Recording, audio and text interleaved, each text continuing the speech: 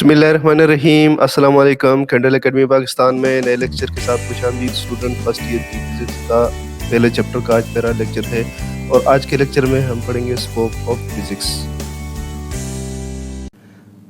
Students, candle academy Pakistan के platform से एक बार फिर आपकी खिदमत में हाजिर हैं और अब की बार हम फर्स्ट ईयर का कोर्स लेकर आए हैं।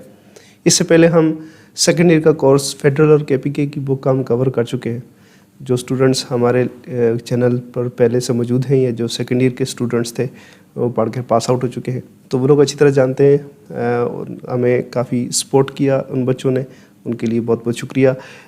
और हमने सेकेंड ईयर का कोर्स कवर किया था। अभी हम कुछ वक्फे के बाद किसी वजह से हम ये लेक्चर डिलीवर नहीं कर सके, काफ़ी टाइम गुजर गया और हम अभी फर्स्ट ईयर की फ़िज़िक्स स्टार्ट करने वाले हैं। आज हमारा पहला लेक्चर है पहले चैप्टर का और पहला चैप्टर है फर्स्ट ईयर फिज़िक्स फेडरल और केपीके की बुक हम फॉलो कर रहे हैं। तो थ्योरी में इतना डिफरेंस नहीं है। जो डिफरेंट कोर्सेज हैं डिफरेंट बोर्ड्स के हैं, जिस तरह सिंध बोर्ड का है वगैरह वगैरह, तो उनमें ज़्यादा तो डिफरेंस है न्यूमेरिकल प्रॉब्लम्स में है। तो हम कोशिश करेंगे कि जिस हद तक हम एड्रेस कर सके तो करेंगे। बहरहाल ये कोर्स पर्टिकुलरली जो है फेडरल और केपीके के बच्चों के लिए है, लेकिन थ्योरी से सारे फ़ायदा उठा सकते हैं। तो पहला चैप्टर है हमारा मेजरमेंट्स। तो मेजरमेंट का जो चैप्टर होगा उसके जो हमारे लर्निंग ऑब्जेक्टिव है कि इस चैप्टर में हम क्या क्या सीखेंगे और हमारे कौन से लेक्चर्स होंगे, इसमें एक नज़र देख लेते हैं और फिर उसके बाद हम आज का लेक्चर स्टार्ट करेंगे जो कि होगा स्कोप ऑफ फिज़िक्स। तो चलते हैं।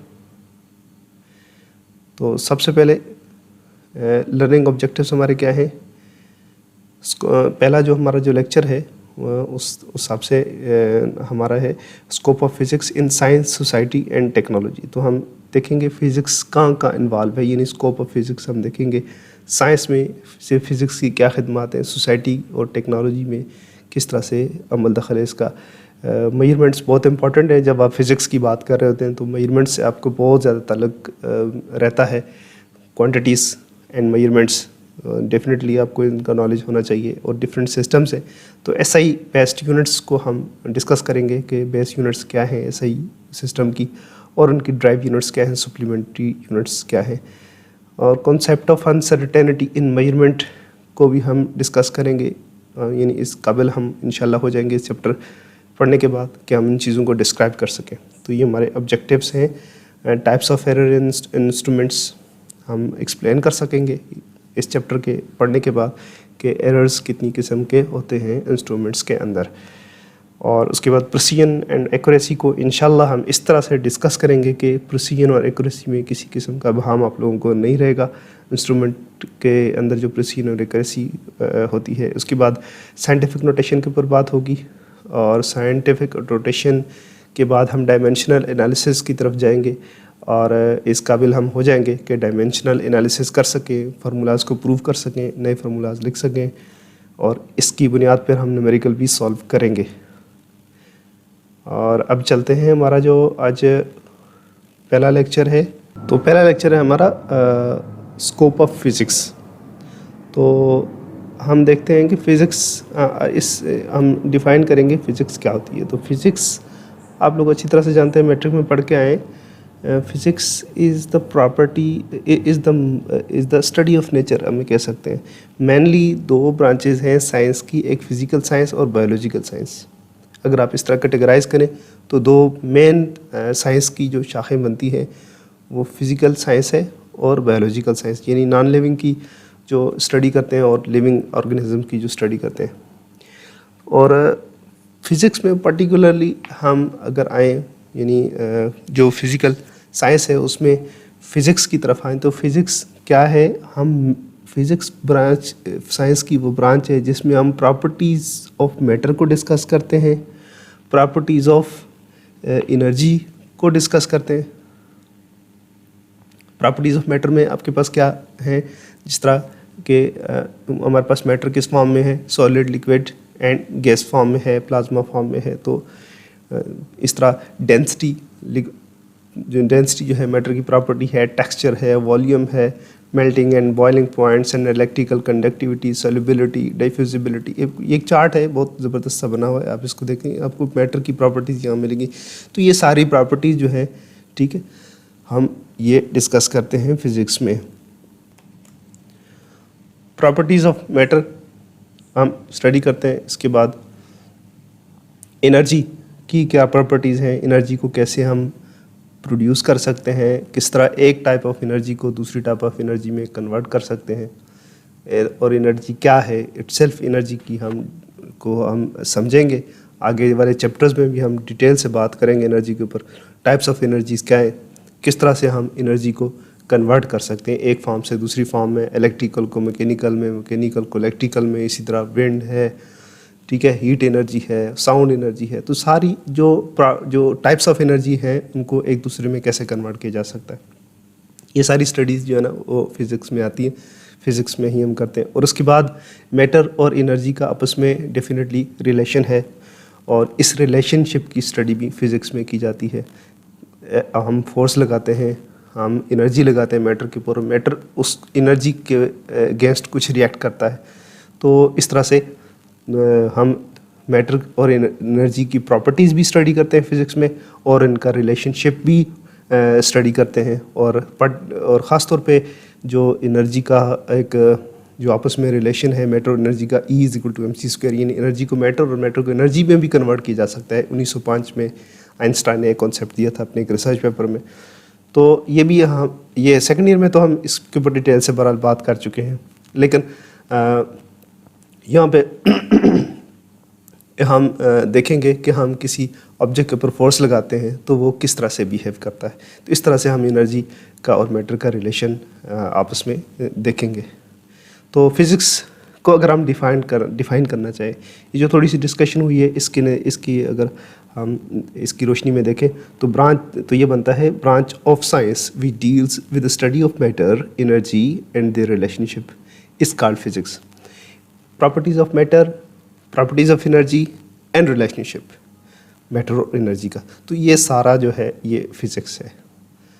अगर हम मज़ीद डेप्थ में चले जाएं तो फिज़िक्स में हम क्या कर रहे होते हैं, हम नेचुरल फिनोमेना जो हैं उनका मैथमेटिकल ब्लूप्रिंट एक तरह से हम तैयार करते हैं, और इस ब्लूप्रिंट या मैथमेटिकल मॉडल की मदद से हम इन नेचुरल फिनोमेना को समझते हैं और इनके ऊपर मज़ीद वर्क कर सकते हैं, इनकी मदद से प्रेडिक्शन कर सकते हैं। In physics modelling of natural world is made with theory and is usually express quantitatively with mathematical description. यानी कोई भी नेचुरल फिनोमेना हो तो उसको हम उसके बारे में एक थ्योरी कायम करते हैं। उस थ्योरी की मदद से फिर हम क्या करते हैं, देखते हैं कि इस फिनोमेना में कौन कौन सी क्वांटिटीज़ इन्वॉल्व हैं, और उन क्वांटिटीज़ का आपस में एक मैथमेटिकल रिलेशनशिप बनाते हैं, एक फंक्शन बनाते हैं। तो हम नेचुरल फिनोमेना को इस तरह से मैथमेटिक्स की फॉर्म में रिप्रेजेंट कर देते हैं। मिसाल इसकी इस तरह से, जिस तरह के आप देख सकते हैं ग्रेविटेशन है, फोर्स ऑफ ग्रेविटेशन, इसमें हम देखते हैं कि दुनिया के हर दो ऑब्जेक्ट्स के दरमियान एक फोर्स ऑफ अट्रैक्शन पाई जाती है। ये फोर्स ऑफ अट्रैक्शन हम फील कर सकते हैं डेली लाइफ में, क्योंकि जिस तरह हमारा चलना, ज़मीन के ऊपर टिका रहना, दरख्तों से फल का गिरना, ज़मीन की तरफ चीज़ों का गिरना, ये एक्चुअली जो फोर्स ऑफ ग्रेविटेशन की मदद से है। और ख़ला में अगर आप चले जाते हैं तो आपके पास कोई भी किसी भी फोर्स ऑफ ग्रेविटी एक्ट नहीं करिए तो आप जो ना उसके अंदर तैर रहे होते हैं। तो दुनिया में हर दो ऑब्जेक्ट के दरमियान जो पाई जाने वाली फोर्स है, ये एक नेचुरल फिनोमेना है, और इस नेचुरल फिनोमेना को हम स्टडी करते हैं। न्यूटन ने सबसे पहले इसको ऑब्ज़र्व किया और इसके बारे में एक थ्योरी कायम की जिसको न्यूटन्स लॉ ऑफ ग्रेविटेशन कहते हैं। थ्योरी लॉ की शक्ल अख्तियार कर लेती है, फिर हम उसको लॉ कहते हैं। शुरू में थ्योरी होती है, फिर बाद में ये लॉ बन जाता है। हाइपोथेसिस से थ्योरी और थ्योरी से फिर लॉ, तो लॉ जो है यूनिवर्सली एक्सेप्टेड होता है। तो न्यूटन्स लॉ ऑफ ग्रेविटेशन, यानी इसको पहले लॉ की शक्ल दी और फिर उसके बाद इसका मैथमेटिकल मॉडल है, ये आप देख सकते हैं। तो अब आपको ये जो कोई भी दो ऑब्जेक्ट के दरमियान दुनिया में जो फोर्स ऑफ अट्रैक्शन पाई जाती है उसको आप इस तरह से लिख सकते हैं। अब ये क्वांटिटीज़ कौन सी हैं इसमें इन्वॉल्व है, एक तो ये फोर्स है, दूसरा ये मास है, ठीक है ना, दोनों ऑब्जेक्ट का मास और उनके दरमियान डिस्टेंस ये एक साइन ऑफ प्रोपोर्शनैलिटी है, सॉरी एक कांस्टेंट है जो प्रोपोर्शनैलिटी को रिमूव करने के लिए यूज़ होता है। तो फिज़िक्स में हम इस तरह से नेचुरल फिनोमेना को स्टडी करने के बाद उनका मैथमेटिकल मॉडल तैयार कर सकते हैं। ये एक एग्जांपल है, इस तरह और भी हो सकती है। जिस तरह न्यूटन का सेकंड लॉ है, ठीक है ना, कि जब भी किसी ऑब्जेक्ट के ऊपर फोर्स लगती है तो उसके अंदर एक्सेलरेशन प्रोड्यूस होता है, और एक्सेलरेशन डायरेक्टली प्रोपोर्शनल होता है फोर्स के और इनवर्सली प्रोपोर्शनल होता है मास के। तो इसको हम जब लिखते हैं तो F=ma बनता है, ठीक है। और भी बेशुमार जो है इक्वेशंस हैं, और अगर देखा जाए तो हम ये कह सकते हैं कि फ़िज़िक्स जो है, फ़िज़िक्स की मदद से हम क्या करते हैं, पूरी कायनात का हम एक ब्लूप्रिंट तैयार करते हैं मैथमेटिक्स में। हम मैथमेटिक्स से लिखते हैं और उस मैथमेटिक्स का एनालिसिस कर सकते हैं, उसके ऊपर हम मुख्तलिफ़ किस्म की प्रेडिक्शंस कर सकते हैं, और हमें इसके काफ़ी बेनिफिट्स होते हैं। और इन मैथमेटिक्स की मदद से फिर आगे टेक्नोलॉजीज़ जो है वो डेवलप होती हैं और चीज़ें बनाई जाती हैं, और ये हमारी सोसाइटी में फिर ये चीज़ें इन्वॉल्व होती हैं।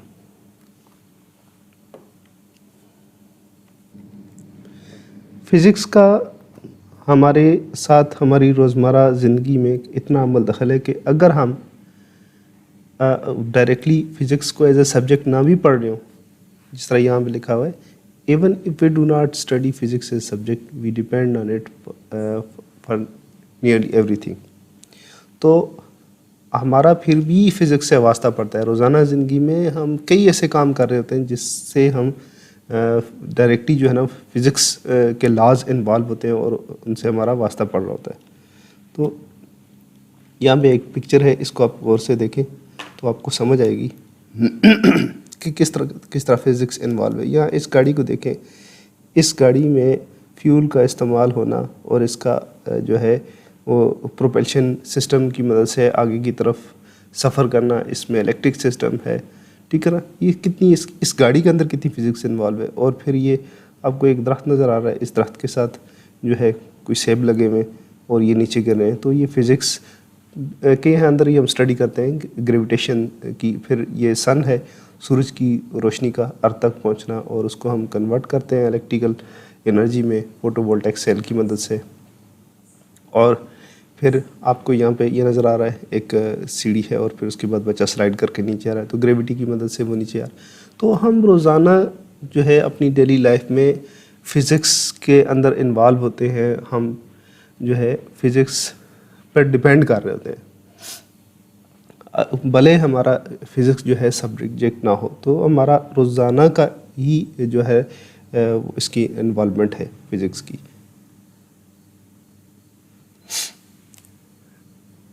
नेक्स्ट देखते हैं, physics is also called fundamental science. अब फंडामेंटल साइंस क्या होती है?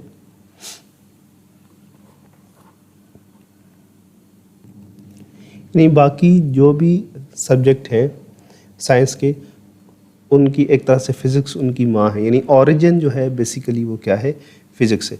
इसमें आप देख सकते हैं in all other natural sciences stem from physics, यानी दूसरी जितनी भी नेचुरल साइंसेज हैं वो फिज़िक्स से निकली हुई हैं। जिस तरह हम देखते हैं केमिस्ट्री जो है वो क्या है, chemistry is essentially applied physics, ठीक है ना। केमिस्ट्री जो है एक तरह की अप्लाइड फिज़िक्स है, और बायोलॉजी जो कि एक और फील्ड ऑफ साइंस है, तो बायोलॉजी जो है वो अप्लाइड केमिस्ट्री है एक तरह की।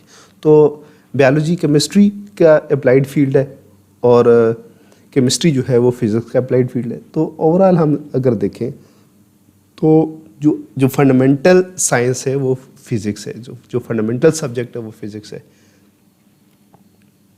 तो इसमें आप ये देख सकते हैं, एक तस्वीर है आपके पास, ठीक है। तो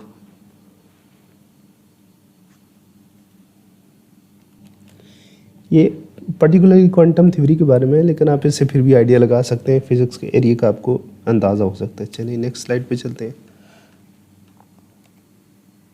physics is essential to develop the technology. दुनिया में जितनी भी हमें टेक्नोलॉजी नज़र आ रही है, इसके अगर पीछे चले जाएं तो फिज़िक्स की ही रिसर्च इसके अंदर शामिल होती है। जिस तरह आप मोबाइल से लेकर लैपटॉप्स से लेकर जितनी भी मॉडर्न चीज़ें हैं उनके पीछे चलते जाएं, इलेक्ट्रिसिटी की इन्वेंशन है वो फिज़िक्स है। फिर इसके अलावा ट्रांजिस्टर्स की जो इजाद है, ट्रांजिस्टर की इन्वेंशन, जिसकी वजह से हमारी मॉडर्न जो इलेक्ट्रॉनिक्स है और हमारी जो मॉडर्न कंप्यूटर टेक्नोलॉजी है, मोबाइल टेक्नोलॉजी, वो आप कहाँ तक आज पहुँच चुकी है। तो ट्रांजिस्टर्स की इजाद की वजह से है, और चिप्स की डेवलपमेंट की वजह से। तो ये सारी फिज़िक्स की वजह से है। इसके अलावा प्रोपल्शन सिस्टम है, इंजन्स की इजाद है, वगैरह वगैरह।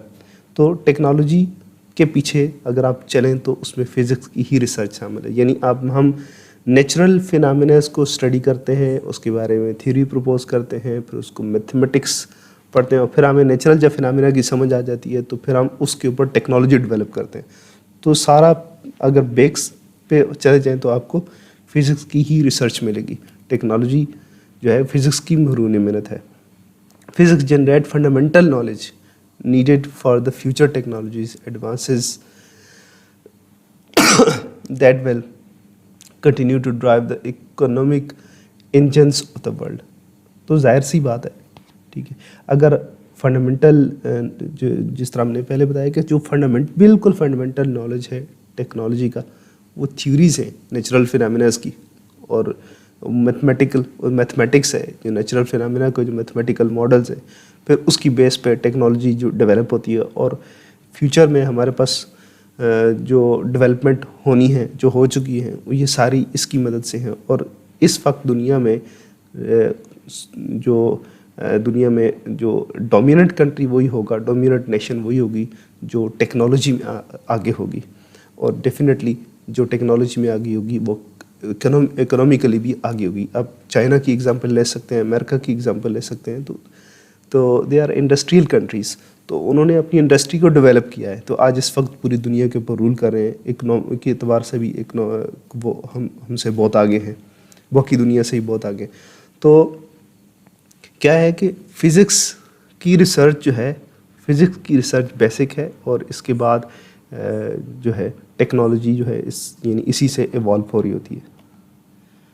तो फ्यूचर टेक्नोलॉजी के ऊपर अब बात करें तो क्या क्या चीज़ें हमारे पास आने वाली हैं, तो शायद हम हों या ना हों, लेकिन एक वक्त ऐसा आएगा कि साइंटिस्ट जो है वो ज़मीन के जो ग्रेविटेशनल फील्ड है उसके ऊपर लेविटेट करना सीख लेंगे। सुपर कंडक्टिविटी जिसके ऊपर ज़्यादा रिसर्च हो रही है अभी, सुपर कंडक्टिविटी ऐसे होगी कि रूम टेम्परेचर के ऊपर सुपर कंडक्टिविटी अचीव हो जाएगी। और उसके बाद क्वांटम लेविटेशन जो है, आप देख सकते हैं कि अगर 1 ग्राम जो है सुपर कंडक्टर हो तो वो 1000 ग्राम जो है 1000 किलोग्राम वेट जो है उठा के लेविटेट कर सकता है मैग्नेटिक फील्ड के ऊपर। और इन फ्यूचर साइंटिस्ट इसमें लगे हुए हैं कि हम किस तरह से उसके ऊपर अर्थ के मैग्नेटिक फील्ड के ऊपर लेविटेट कर लें। तो अगर ये सीख लेते हैं तो हम साइंस और टेक्नोलॉजी या प्रोपल्शन सिस्टम के या एनर्जी के एक नई डायमेंशन में दाखिल हो रहे होंगे। इसके अलावा एक दूसरी जो कंप्यूटर की फील्ड है जो कि AI है, तो आर्टिफिशियल इंटेलिजेंस में हम बिल्कुल एक ऐसे दौर में दाखिल हो चुके हैं। ChatGPT की आप एग्जांपल ले सकते हैं, जो ह्यूमन लाइक रिस्पॉन्सेज जो है कंप्यूटर मशीन आपको दे रही है कि आप उसको जज नहीं कर पाते। बिलियंस एंड बिलियन पैरामीटर्स के ऊपर ChatGPT ट्रेन हुआ है, और इसका जो 3rd वर्जन आ चुका है वो इतना ज़्यादा इतने पैरामीटर्स के ऊपर ट्रेन है कि ह्यूमन ब्रेन के अंदर जितने न्यूरॉन्स हैं उससे कहीं ज़्यादा पैरामीटर्स के ऊपर वो ट्रेन हुआ है। तो इसलिए आपको ऐसे ऐसे रिस्पॉन्स उसके मिलते हैं, नज़र आते हैं कि आप बिलीव नहीं कर सकते कि एक कंप्यूटर मशीन इतना कुछ आपको बता सकती है। तो फ्यूचर में क्या होने वाला है, वो इससे भी बहुत ज़्यादा कुछ जो है एडवांस चीज़ें आने वाली हैं। तो सम अप करें तो बैक साइड पे इसको अगर आप बैक प्रोपेगेट करते जाएँ तो पीछे आपको फिज़िक्स की ही रिसर्च मिलेगी।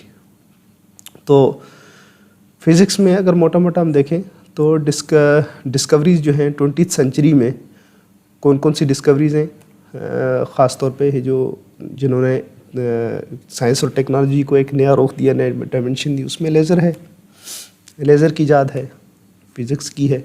टेलीविज़न की इजाद है, ठीक है।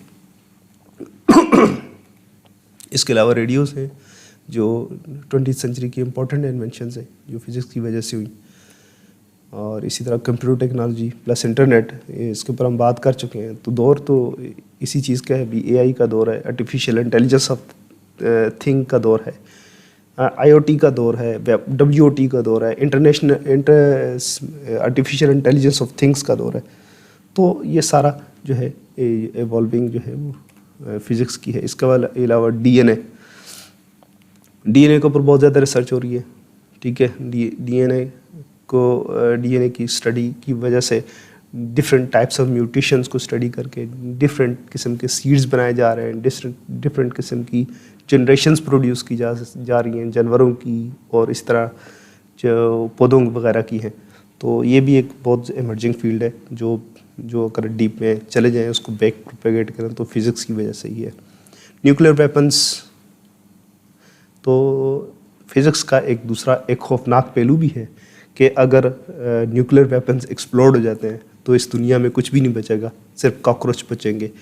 तो न्यूक्लियर वेपन्स अभी एक मुल्क के पास जो न्यूक्लियर पावर्स हैं उनके पास इतने वेपन्स हैं कि पूरी दुनिया को कई दफ़ा डिस्ट्रॉय किया जा सकता है। तो ये भी फिज़िक्स की वजह से है। लेकिन न्यूक्लियर एनर्जी का मतलब सिर्फ ये नहीं होता कि उसको सिर्फ नेगेटिव पर्पस के लिए यूज़ किया जाए, उससे बॉम्ब बनाया जाए, बल्कि इसको बहुत ज़्यादा यूज़ किया जा सकता है और किया जा रहा है। पॉजिटिव पर्पसेस के लिए इससे एनर्जी बनाई जा रही है, बहुत अच्छी है। और ख़ासतौर पर जो फ्यूजन रिएक्शन है, चाइना ने जो जिस तरह काम किया हुआ है कि एक तरह का सन क्रिएट कर दिया है ज़मीन के ऊपर, तो बड़ी क्लीन एनर्जी है उसकी। इस तरह फिशन रिएक्टर्स हैं जिनकी वजह से इलेक्ट्रिसिटी बन रही है, तो पॉजिटिव पर्पसेस भी हैं। और रेडियो एक्टिविटी के और मेडिकल डायग्नोसिस वगैरह के अंदर बहुत ज़्यादा अमल दखल है। तो न्यूक्लियर वेपन्स जो हैं उनकी डेवलपमेंट भी कनेक्टेड है फिज़िक्स के साथ, फिज़िक्स की एडवांसमेंट के साथ कनेक्टेड है। आपको नज़र आ सकते हैं तस्वीर में। नेक्स्ट, तो इसके अलावा कंज्यूमर गुड्स डेली, ये हम पहले भी इस पे बात कर चुके हैं कि डेली लाइफ में हमारा बहुत ज़्यादा वास्ता पड़ता है फिज़िक्स की रिसर्च की बुनियाद पर डेवलप की हुई चीज़ों को। कंज्यूमर गुड्स जो हैं तकरीबन वो मैक्सिमम जो कंज्यूमर गुड्स हैं वो फिज़िक्स की रिसर्च की वजह से ही हमारे पास पहुंची हुई हैं।